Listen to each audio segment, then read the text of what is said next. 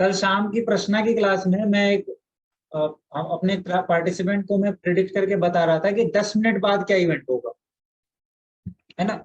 और प्रोबेबली उन्होंने ये बताया कि हाँ सर ये हो सकता है 10 मिनट बाद, क्योंकि स्थितियां वैसी ही थी। तो हम 10 मिनट बाद तक का प्रिडिक्शन अगर कर सकते हैं कि 10 मिनट बाद ये हो सकता है, तो फिर वो सोचिए कितनी गहराई में चीजों को जाकर देखना होगा।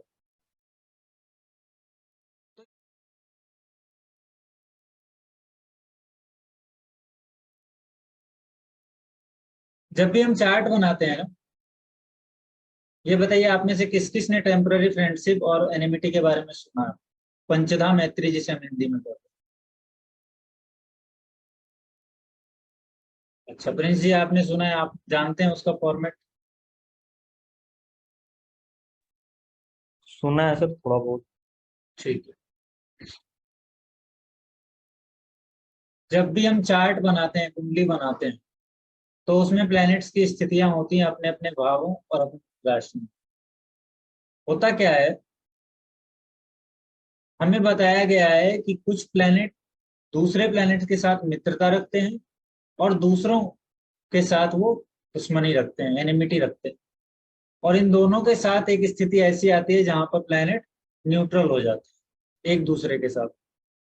लेकिन पंचधा मैत्री एक ऐसा सिस्टम है जिसके आधार पे आप टेम्पररी फ्रेंडशिप और एनिमिटी का निर्धारण कर सकते हैं। ये फ्रेंडशिप और एनिमिटी चार्ट में देखना बहुत जरूरी है, क्योंकि इसके आधार पर रिजल्ट के बहुत सारे आयाम बदल जाते हैं। आज तक जब भी हम चार्ट बनाते हैं, हम ये देखते हैं कि ये प्लेनेट तो मित्र की राशि में बैठा है, ये प्लेनेट तो शत्रु की राशि में बैठा है, फिर भी अच्छा रिजल्ट दे रहा है। मित्र की राशि में बैठा है, बुरा दे रहा है। ये होता है ऐसा। इसका कारण, कई कारण इसमें हो सकते हैं, लेकिन उसमें एक कारण होता है पंचदा में। जैसे कि हम कहते हैं ना कि ये प्लेनेट अच्छी स्थिति में बैठा है, फ्रेंड के हाउस में बैठा है, उसके बाद भी जब इसकी दशा आई तो रिजल्ट बुरा मिल गया, अच्छा रिजल्ट। तो कारण ये हो सकता है कि जिसकी राशि में बैठा है उसके साथ वो पंचधा मैत्री में, फ्रेंडशिप में नहीं, वहां पर या तो वो न्यूट्रल हो गया हो या फिर वो एनिमिटी में आ गया हो। और अगर प्लेनेट शत्रु की राशि में बैठा है फिर अच्छा रिजल्ट दे रहा है, तो इसका मतलब ये हो सकता है कि पंचधा मैत्री में वो चीजें सुधर रही है। तो ये मैत्री हम कैसे देखेंगे, पहले उसको समझना है। उसके लिए मैं फिर से चार्ट खोल देता हूँ आपके सामने, एक मिनट। ये चार्ट है, इसमें हम जानते हैं कि प्लैनेट्स जो लेफ्ट साइड में लिखे हुए हैं, सन का जो मित्र है वो सूर्य, जिसे हम हिंदी में कहते हैं, उसका मित्र मंगल, चंद्रमा और बृहस्पति है। बुध को हम न्यूट्रल मान रहे हैं और वीनस और सैटर्न को, शुक्र और शनि को हम दुश्मन मान रहे हैं। ये स्थिति बदल जाएगी। ये कब बदल जाएगी? प्लैनेट के पोजीशन से। चूंकि प्लैनेट राशियों में मूव कर रहे हैं, चारों तरफ घूम रहे हैं, तो वो किसी के पास आते हैं और किसी से दूर जाते हैं। और उसी पास आने और दूर जाने के कारण एनिमिटी और फ्रेंडशिप जो पंचधा मैत्री में है वो बदलती है। इसका सिस्टम क्या है कि अगर नेचुरल फ्रेंडशिप टेबल, ये नेचुरल फ्रेंडशिप टेबल आप इसको मान लीजिए, इसमें अगर कोई दो प्लैनेट मित्र हैं और पंचधा मैत्री में फिर से वो मित्र की तरह व्यवहार करने लगते हैं, तो वहां पर जो रिजल्ट आएगा वो होगा अति मित्रता का रिजल्ट। वहां पर वो अति मित्र हो जाते हैं।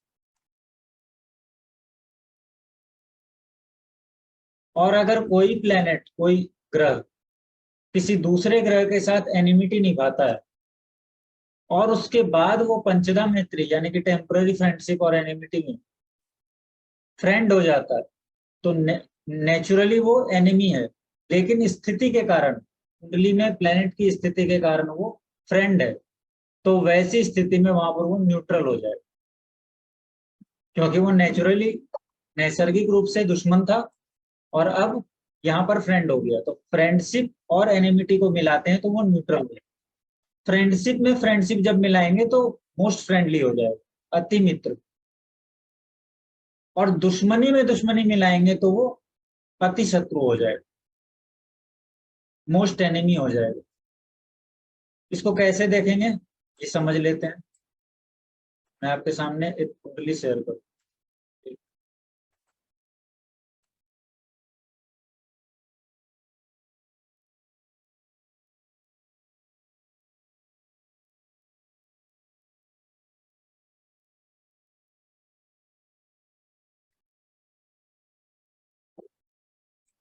इसको समझना कैसे है, सारे प्लैनेट्स, जितने भी प्लैनेट हैं, उन प्लैनेट्स की स्थितियों से भावों को गिनना है। हर प्लैनेट जहां बैठा होगा वहां से फर्स्ट, सेकेंड, थर्ड हाउस होगा, बनेगा। तो इस प्रकार से अभी हमने देखा ना, सूर्य का फ्रेंड कौन था? चंद्रमा, मंगल और बृहस्पति, यही तीन थे ना। कोई भी प्लेनेट जहां बैठता है, मान लीजिए एक प्लेनेट यहाँ फर्स्ट हाउस में बैठा, तो फर्स्ट हाउस के लेफ्ट साइड में, आपके लेफ्ट साइड में, इस हाउस में, इस हाउस में और इस हाउस, इस हाउस में, इस हाउस में और इस हाउस, ठीक है। यानी कि 3 हाउस लेफ्ट और 3 हाउस राइट, उस अपने हाउस को छोड़ देना। वैसी स्थिति में ये फ्रेंड हो जाएंगे, यानी कि दूसरे भाव में, तीसरे भाव में और चौथे भाव में, प्लेनेट से दूसरे, तीसरे और चौथे भाव में। उसके बाद 10वें, 11वें और 12वें भाव में वो प्लेनेट एक दूसरे के मित्र हो जाते हैं, ठीक है। 12 भाव है ना हमारे पास, तो इसमें से 6 भाव मित्र के होंगे और 6 भाव शत्रु के होंगे। अब शत्रु की बात करते हैं। 5वें में, 6ठे में, 7वें में, 8वें में, 9वें में और सेम हाउस में, ये शत्रु के हाउसेस हैं। ये मैंने आपको बताया पहले भाव में बैठा हुआ प्लेनेट।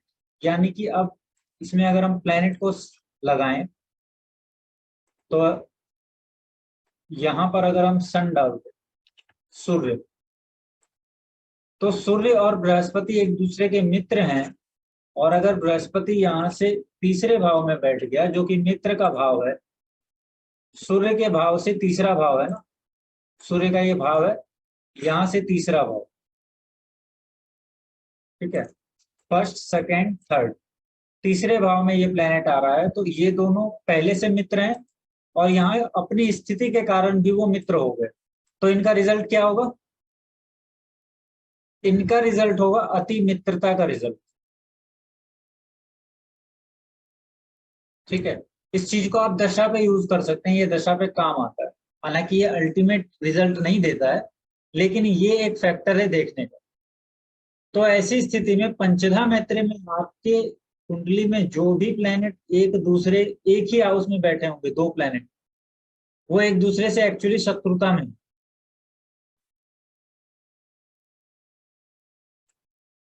अब ऐसा समझते हैं कि ये बृहस्पति यहां ना बैठकर बैठता है सामने के भाव, तो ये शत्रु के भाव में बैठ गया। ऐसी स्थिति में जब वो शत्रु के भाव में बैठता है, मैं साउथ इंडियन चार्ट में भी बना देता हूँ। ऐसी स्थिति में जब वो शत्रु के भाव में बैठता है, तो वहां नैसर्गिक मित्रता वाले टेबल में वो मित्र था और यहाँ शत्रु है, इसीलिए वो न्यूट्रल की तरह व्यवहार कर, न्यूट्रल हो जाएगा,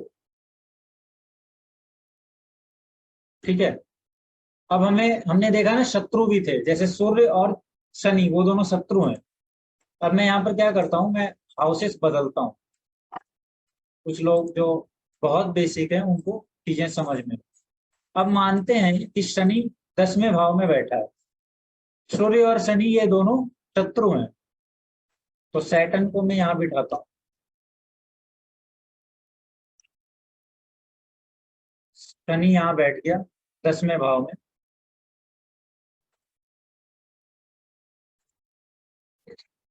मानते हैं कि मेष राशि की कुंडली है, 10वें भाव में बैठा है। और सूर्य, जो कि शत्रु हैं आपस में, उनको मैं देता हूं स्थान यहाँ पर दूसरे भाव पर, 12वें भाव पर। अब अगर हम गिनती करें तो फिर से 1 2 2 3, तीसरे भाव में शनि और सूर्य आ गए एक दूसरे से, तीसरे और 11वें। वैसी स्थिति में ये दोनों नैसर्गिक मित्रता वाली जो टेबल थी उसमें वो शत्रु थे, और यहाँ पर वो मित्र के भाव में बैठ गया है। तो यहाँ पे रिजल्ट क्या आएगा, कोई अनम्यूट करके बताइए।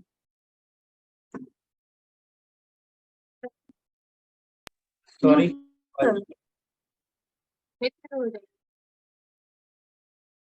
प्रियंका मैम आपकी आवाज नहीं आती है, आपकी हवा के कारण आवाज मिस कर जाती है। कोई और बताइए। फ्रेंडली है, न्यूट्रल, फ्रेंडली क्या हो जाएगा? हाँ, ये न्यूट्रल हो जाए, क्योंकि ये शत्रु थे, शत्रु से मित्रता के हाउस में बैठे हैं, तो अब ये शत्रु नहीं रहे, अब ये न्यूट्रल हो गए। ये बिल्कुल ऐसा ही समझिए बात को।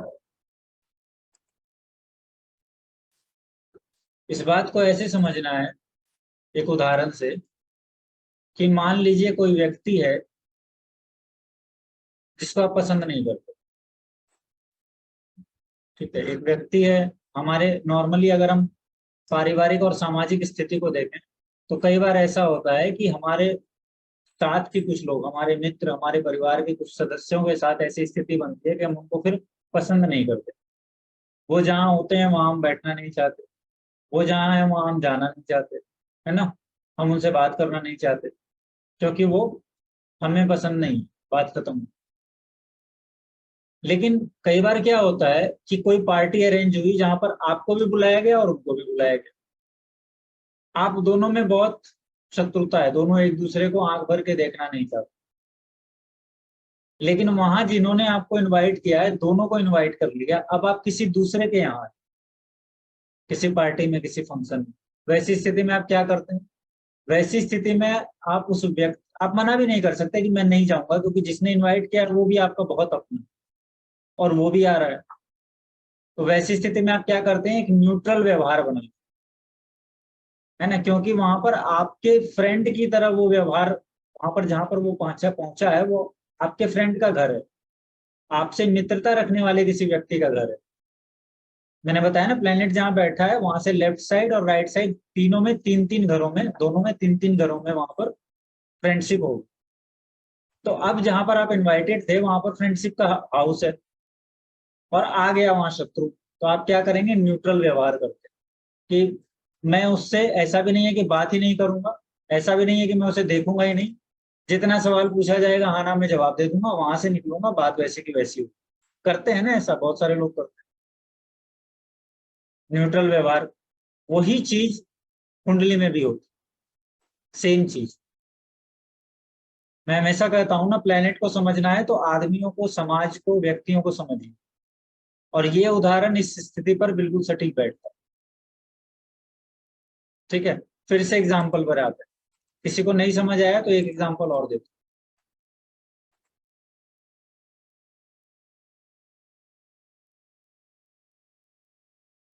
कोई और 2 प्लेनेट बताइए जो आपस में शत्रु हैं। टेबल खोल के रख लीजिए सब कुछ। Mars, mercury. मार्स और मर्क्यूरी आपस में शत्रु।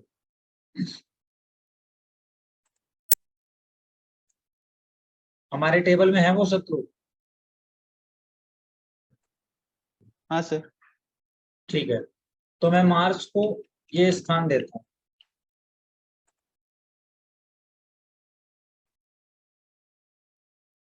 और ये स्थान देता हूं मर्क्यूरी। यहाँ अलग हाउस में बना रहा हूँ, अलग स्थान में। अच्छा चलिए, मैं इसी में हूँ।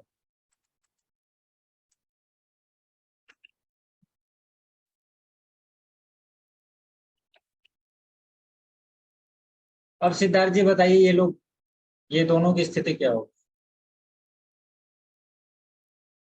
सर ये एक्सट्रीम एनिमीज होंगे। हाँ, ये अति शत्रु हो जाए, क्योंकि ये पहले से शत्रु थे और बैठ गए शत्रु के भाव। हाँ। अब आप सभी लोग अपना अपना चार्ट लीजिए। दशा तो सब देख पाते हैं ना, दशा को देखिए और इस प्लेनेट की स्थिति को देखिए। दशा अंतरदशा अगर चल रही है तो दशा और अंतरदशा में जो प्लेनेट बैठे हैं उनकी स्थिति को देखिए, और दशा का लॉर्ड जिस हाउस में बैठा है, जिसके साइन में बैठा है, उस प्लेनेट से उस प्लेनेट दशा लॉर्ड की स्थिति को देखिए। आपको समझ आएगा कि जो रिजल्ट आ रहा है वो बहुत ज्यादा इन चीजों, इन फैक्टर्स पे बहुत ज्यादा रिलेट करता है। ये इसका यूज है। किसी का चार्ट ले लेते हैं अगर आप लोग बोलें तो। देखिए अभी हम बहुत ज्यादा प्रेडिक्शंस पे नहीं जाएंगे, बहुत बेसिक में। पहली तो बात, जो लग्न का लॉर्ड है, लियो का लॉर्ड कौन होता है राधा मैम? आप म्यूट करें। एरीज। लियो का लॉर्ड कौन होता है? ये लियो है लॉर्ड ना? 5 नंबर। सन। सन। सन अगर लॉर्ड होता है तो सन कहाँ बैठा है? कौन से हाउस? 1 2 3 4 5 6 8वें नंबर पे है सर। 8वें हाउस में है, ठीक है। 8वें हाउस पे। किसके साइन में है? पाइसिस में है। पाइसिस में, हाँ 12वें, हाँ। जुपिटर के साइन है ना? हम्म। तो पहले देख लीजिए कि जुपिटर कहाँ बैठा है। जुपिटर और सन एक दूसरे के फ्रेंड है ना? हाँ। तो ये दोनों एक दूसरे के फ्रेंड है, हम्म। सन और जुपिटर। यहाँ पर हम्म। हम्म। अति मित्र हो गए ये, एक्सट्रीम फ्रेंड, ठीक है। ओके, हाँ। अब इसको हटाते हैं।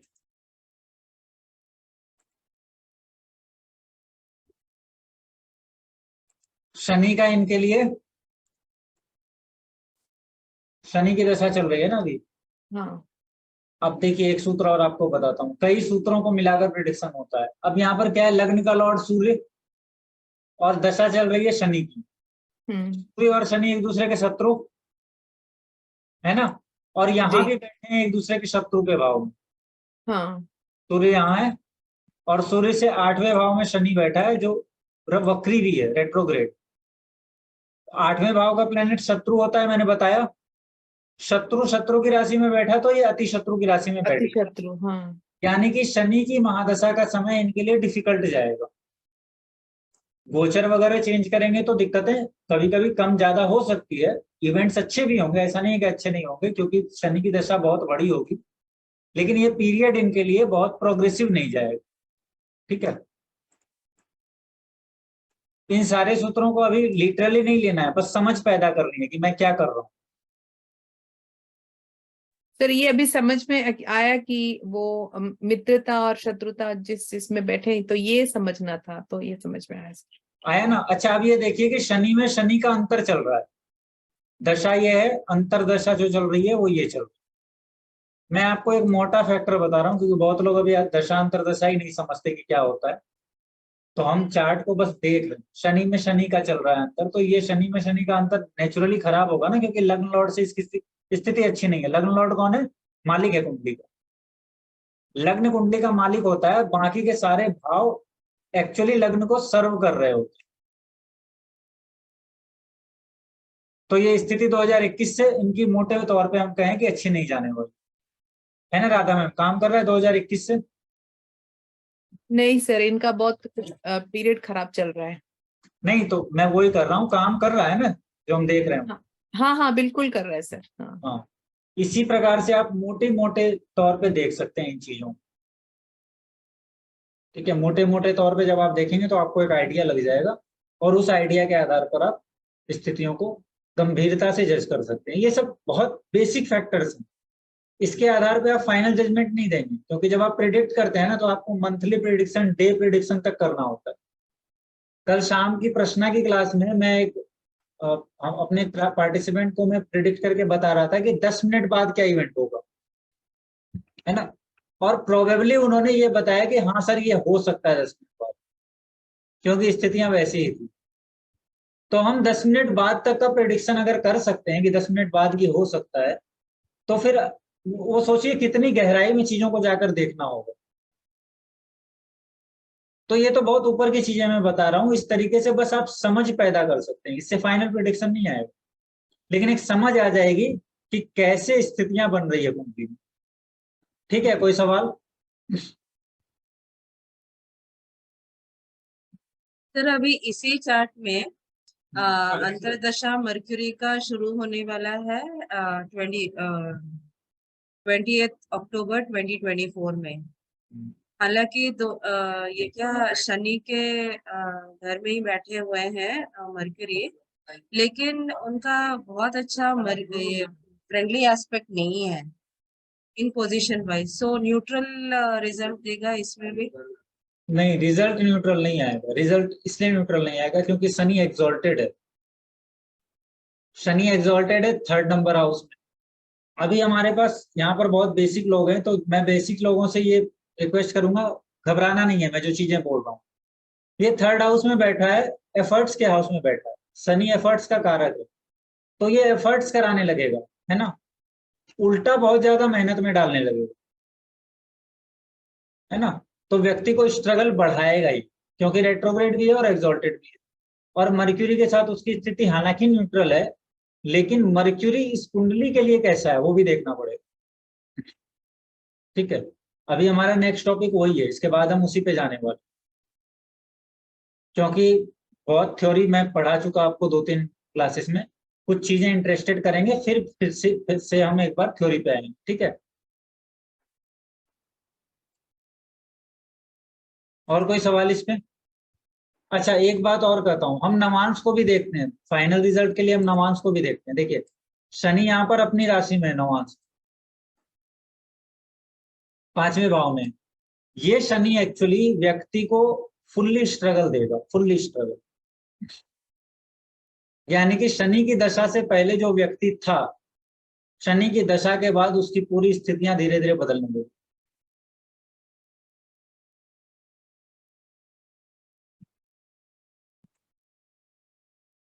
अब कोई मुझे ये कह सकता है कि सर शनि तो अपनी राशि में बैठा है, अपनी राशि में तो अच्छा होना चाहिए, एक्सॉल्टेड राशि में बैठा है वहां भी अच्छा होना चाहिए, मूल त्रिकोण में बैठा है, एक तो अपनी, दूसरा मूल त्रिकोण, वो भी अच्छा होना चाहिए।